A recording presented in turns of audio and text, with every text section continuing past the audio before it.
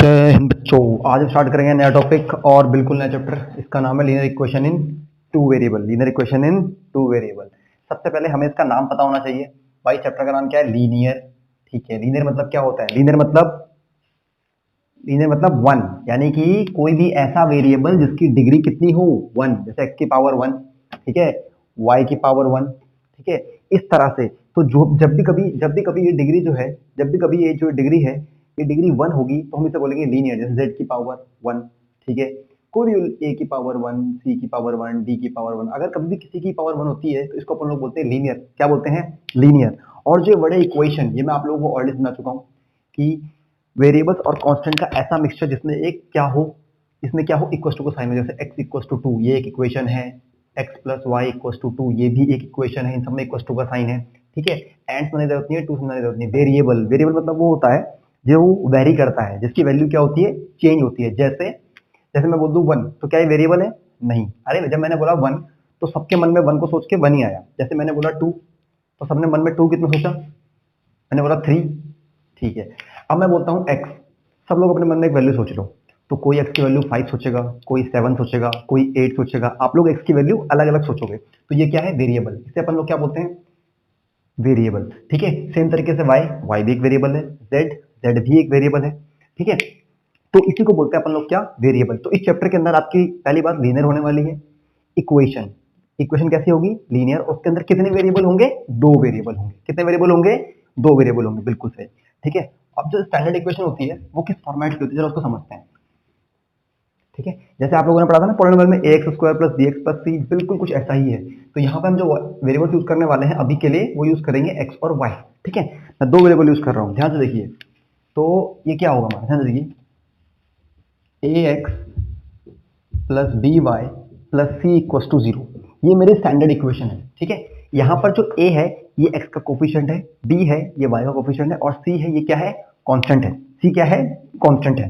ठीक है, अब अगर मैं यहाँ पर ऐसे लिख दूं, two x plus three y plus nine equal to zero. मैं आपसे बोलूँ ए कितना है, आप बोलोगे फट से ए के आगे, भैया ए तो टू है, बी कितना है? थ्री, सी कितना है? नाइन। आप झट से बोल दोगे। अगर मैं ऐसे कर दूं, three y plus two x plus nine is equal to zero, अब आप ए कितना बोल दोगे?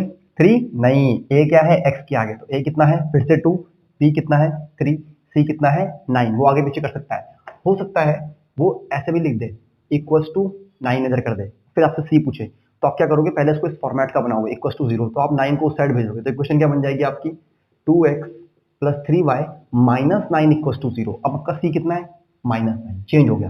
आप लोग समझ रहे हो? तो इक्वल टू के इस साइड और उस साइड भी ले जाके आपको कभी कभी क्या करना पड़ेंगे? अपने कॉन्स्टेंट को क्या करना पड़ेगा? कंपेयर करना पड़ेगा। तो इस तरह से आप ए बी और सी निकालते हो। अब देखिए सुनिए, इस चैप्टर के अंदर आप दो वेरिएबल पढ़ने वाले हो, और 3.3 3.2 के बाद आप इन इक्वेशंस को सॉल्व करना सीखोगे।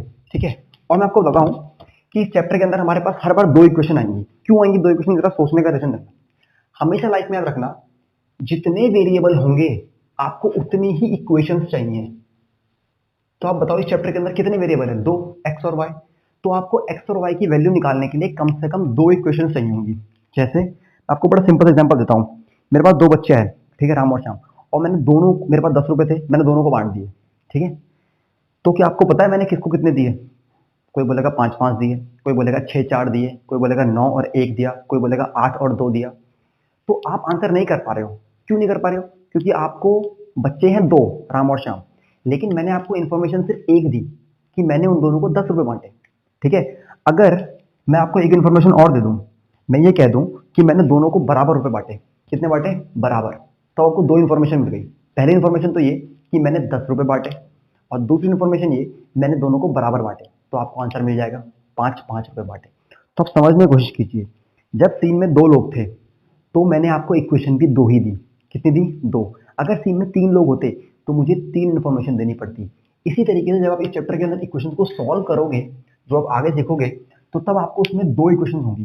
तो हमेशा याद रखना, इस चैप्टर के अंदर हर क्वेश्चन के अंदर दो कंडीशन होंगी। दो कंडीशन मतलब दो इक्वेशन, तभी आप उसका आंसर निकल पाओगे।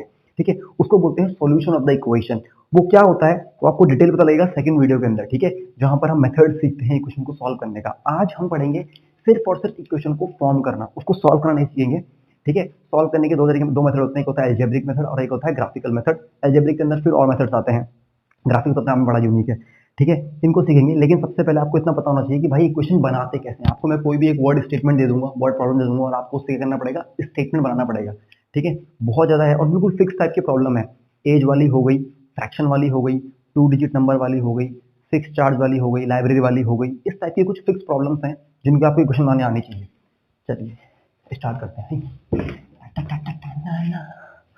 देखो सबसे पहला, अब देखो अगर दो इक्वेशन आ जाए, ध्यान सुनना, अगर कभी जैसा आपको पता है कि हमें तो दो इक्वेशन लिखनी होती है, दो इक्वेशन के लिए क्या करेंगे अपन लोग, जैसे मान लो मैं ऐसे करूंगा a1x plus b1y plus c1 is equal to 0, और सेकंड इक्वेशन क्या होगी, a2x plus b2y plus c2 is equal to 0।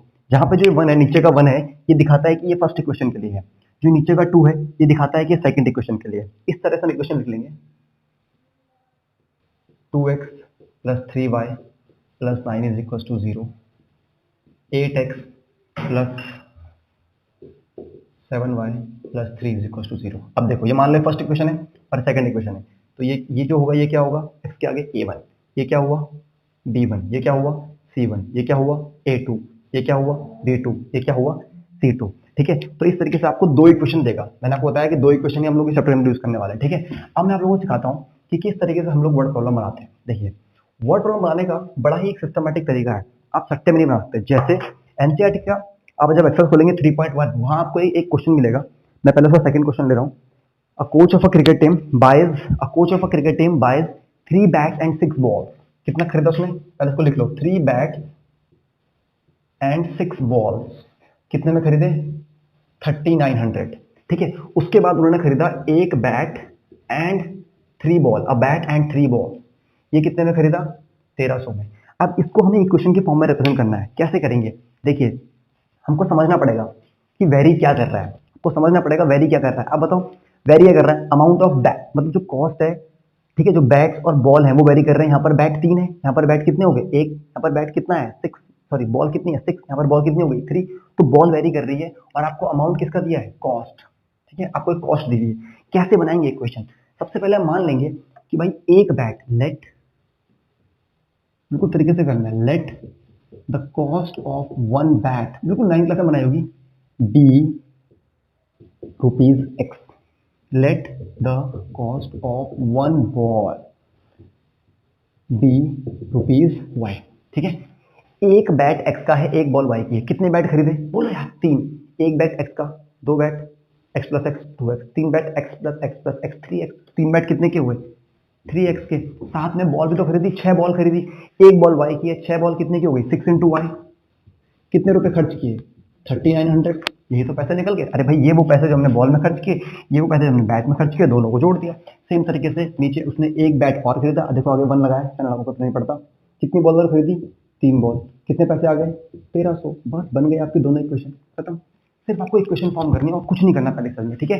जैसे मैं कर रहा हूँ, मैं आपको और क्वेश्चन दूंगा, आपको उनकी भी इक्वेशन फॉर्म करनी है, सिर्फ इक्वेशन फॉर्म करनी है, ठीक है। मैं आपको ग्रुप में क्वेश्चन भेज दूंगा, आप उनकी इक्वेशन बनाना इस वीडियो को देखने के बाद, समझ आ गया, ठीक है। अच्छा अब एक क्वेश्चन और,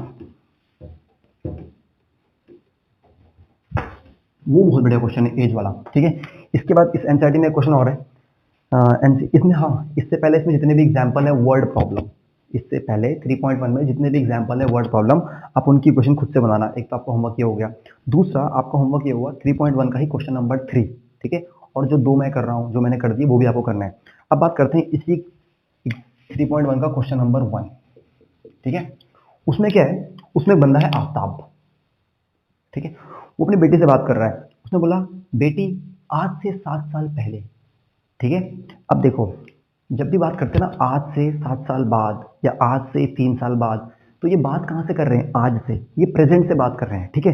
तो हमेशा एज वाली, पूरा एक एज वाला क्वेश्चन है, ठीक है। उसने बोला कि 7 years ago I was 7 times as old as you and 3 years from now I will be 3 times as old as you, तो वो एज की बात कर रहे हैं, ठीक है। और सीन में कितने लोग हैं, आफ्ताब और उसकी बेटी। तो हमेशा करना पड़ता है हमें, इनकी जो प्रेजेंट एज होती है, सीन में जितने भी लोग होते हैं उनकी प्रेजेंट एज को एक्स या वाई, कुछ भी मान सकते हो आप, कोई वेरिएबल मान सकते हो, ठीक है। तो सीन में पहला तो है आफ्ताब, तो let the present age of Aftab be x years, ठीक है, and let the present age of her daughter, his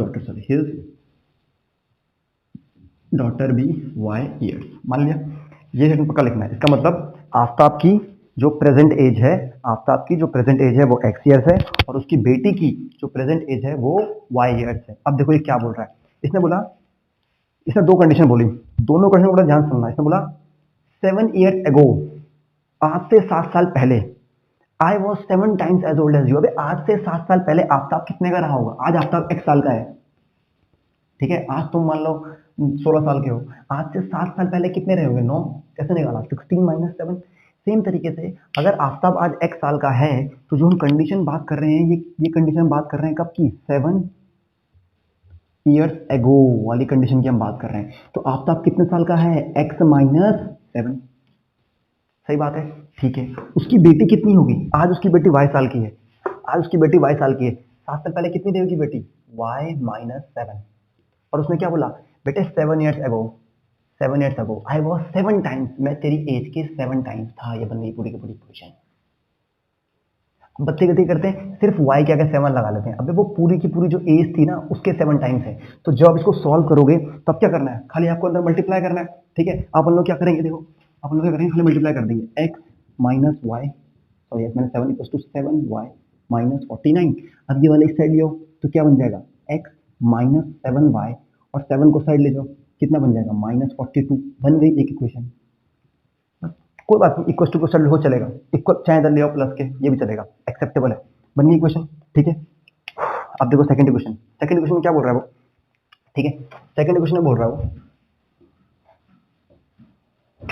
second equation में बोल रहा है कि 3 years फ्रॉम नाउ, आज से 3 साल बाद, यानी कंडीशन क्या है? 3 years फ्रॉम नाउ, आज से 3 साल बाद। आज आफ्ताब x साल का है तो 3 साल बाद कितना होगा? x + 3, ठीक है, इक्वल्स टू, आज बेटी y साल की है तो 3 साल बाद कितनी होगी? y + 3। कितने टाइम्स हो गया वो उसके? I will be 3 times as old as you, मैं तुम्हारे 3 गुना हो जाऊंगा। Aftab tells his daughter 7 years ago, 7 years ago I was 7 times as old as you and 3 years from now I will be 3 times as old as you, मैं तुम्हारे 3 गुना हो जाऊंगा। तो ये क्या हो जाएगा? x + 3 = 3y + 9, इधर ले आओ, x - 3y, और 3 गया 6। बन इक्वेशन। तो इस तरीके से उम्मीद करता हूँ कि आप लोग इक्वेशन बना सकते हो। सॉल्व नहीं करना, अभी सिर्फ इक्वेशन बनानी है। तो 3.1 के 3 क्वेश्चन है, तो आपको 3 हो गए क्या बनाने? इक्वेशन। हालांकि मैंने बना दिया है, आप खुद से प्रैक्टिस करना, एक बार इसको देखना, ठीक है। और जब भी, जैसे मैंने तुम्हें पूरा चैप्टर समझाया, ठीक है, हमेशा रफ कॉपी लेके बैठा करो। जो चीज मैं बताया, मैंने ऐसे बताया ax + 1 लीनियर का मतलब क्या होता है, इक्वेशन मतलब क्या होता है, वेरिएबल मैंने किस तरह से आपको समझाया, अपने मन में सोचो। वो सब चीज आपको अपनी जो आपकी ट्यूशन कॉपी है उसमें एक पेज में उतारा करो स्टार्टिंग में, ठीक है। फिर तो क्वेश्चन आप ट्राई करोगे चैप्टर के बारे में बेसिक पक्का उतारा करो, ठीक है। तो अगली वीडियो आएगी, उसमें आप लोगों को क्या बताया जाएगा? हाँ, उसमें आप लोगों को सॉल्व करना सिखाया जाएगा। तब तक के लिए